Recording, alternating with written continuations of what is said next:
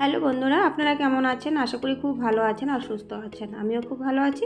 আজকে নতুন একটা রেসিপি নিয়ে চলে আসছি আপনাদের সামনে। আশা করি আপনাদের ভালো লাগবে। আজকে হলো আলু পোস্ত রেসিপি আপনাদের সাথে শেয়ার করব।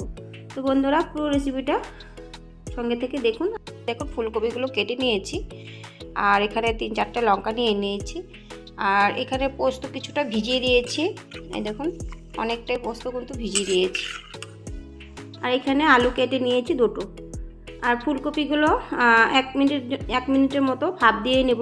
আর ভাপ দিয়ে খাওয়াটাই ভালো, প্রচণ্ড স্বাদ থাকে, না হলে কিন্তু অ্যাসিড হয়ে যাবে, গ্যাস হয়ে যাবে। দিয়ে কড়াইটা বসিয়ে দিয়েছি আর ফুলকপিগুলো ছেঁকে নিয়েছি। আর এবার সরষের তেলটা দিয়ে দিলাম, অনেকটাই কিন্তু তেল দিয়েছি। আর একটুখানি হলুদ গুঁড়ো দিয়ে দিয়েছি। এবার আলুগুলো কেটে রেখেছিলাম, সেই আলুগুলো দিয়ে দিচ্ছি। আলুগুলো একটু লাল লাল করে ভাজতে হবে।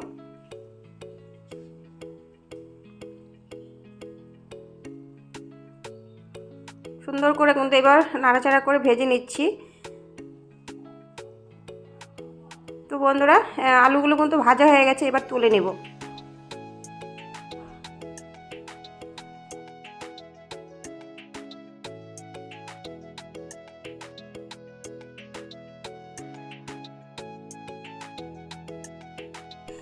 এবার আলুগুলো তুলে ফুলকপিগুলো দিয়ে দিয়েছি।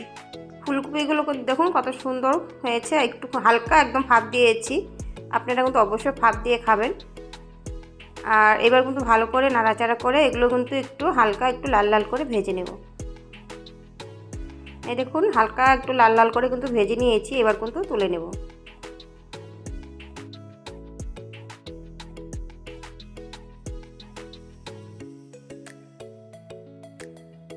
ফুলকপিগুলো তুলে এবার শুকনো লঙ্কা দিয়ে দিয়েছি 3টে, আর দিয়ে দিয়েছি কিছুটা কালো জিরে।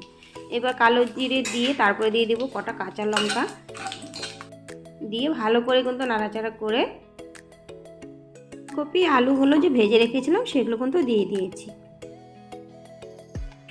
এবার দিয়ে দিচ্ছি একটুখানি সামান্য হলুদ গুঁড়ো, দিয়ে দিচ্ছি একটু চিনি, আর দিয়ে দিচ্ছি নুন। এবার একটু দিয়ে দেবো লঙ্কার গুঁড়ো। ভালো করে এবার মিশিয়ে নেব সব একসাথে।